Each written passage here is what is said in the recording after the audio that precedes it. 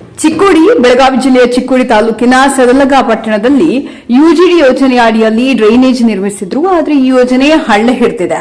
ಸದಲಗ ಪಟ್ಟಣದ ಬಹುತೇಕ ಎಲ್ಲಾ ವಾರ್ಡ್ಗಳಲ್ಲಿ ಡ್ರೈನೇಜ್ ಚೇಂಬರ್ಗಳು ನಡು ರಸ್ತೆಯಲ್ಲಿ ತುಂಬಿ ಹರಿಯುತ್ತಿವೆ. ಅಲ್ಲದೆ ಗಬ್ಬೆದು ಕೆಟ್ಟ ಹೊಲಸು ವಾಸನೆ ಗಾಳಿಯಲ್ಲಿ ಮಿಶ್ರಿತಗೊಂಡು ಸಾರ್ವಜನಿಕರ ಆರೋಗ್ಯದ ಮೇಲೆ ಗಂಭೀರ ಪರಿಣಾಮ ಬೀರ್ತಿದೆ. ಇಲ್ಲಿ ನಿತ್ಯ ನೂರಾರು ಜನಪ್ರತಿನಿಧಿಗಳು ಓಡಾಡ್ತಾರೆ. ಅವರಿಗೂ ಕೂಡ ಈ ವಿಷಯ ಗೊತ್ತಿದ್ರೂ ಗೊತ್ತಿಲ್ಲದ ಹಾಗೆ ನಾಟಕ ಮಾಡ್ತಿದ್ದಾರೆ ಅನಿಸ್ತಿದೆ. ಕುಂದ ಶಾಲೆ ಹತ್ರ ಇರುವ ವಿಜಯ ತುಳಸಿಕಟ್ಟೆ ಅವರ ವಾಣಿಜ್ಯ ಮಳಿಗೆ ಹತ್ರ ಸುಮಾರು 1 ತಿಂಗಳಿನಿಂದ ಡ್ರೈನೇಜ್ ಚೇಂಬರ್ ಬ್ಲಾಕ್ ಆಗಿ ಹೊಲಸು ನೀರು ರಸ್ತೆ ಮೇಲೆ ಹರಿಯುತ್ತಿದೆ.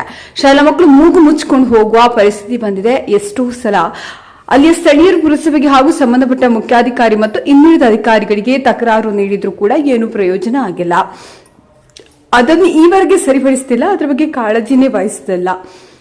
ಪುರಸಭೆ ಮಾಜಿ ಸದಸ್ಯರಾದ ಹೇಮಂತ್ ಶಿಂಗೆ ಅವರು ಪುರಸಭೆ ಆರೋಗ್ಯ ನಿರೀಕ್ಷಕರಿಗೆ ದೂರು ನೀಡಿದ್ರು ಕೂಡ ಈ ಕಡೆ ದುರ್ಲಕ್ಷ್ಯ ವಹಿಸುತ್ತಿದ್ದಾರೆ.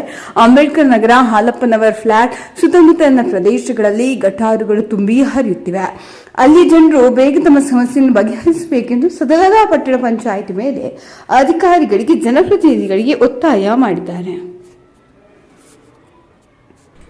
ನಮಸ್ಕಾರ ವೀಕ್ಷಕರ, ಇದು ಆಸ್ಕ್ ಇಂಡಿಯಾ ಸುದ್ದಿ ವಾಹಿನಿ. ಶೇರ್ ಮಾಡಿ, ಕಮೆಂಟ್ ಮಾಡಿ.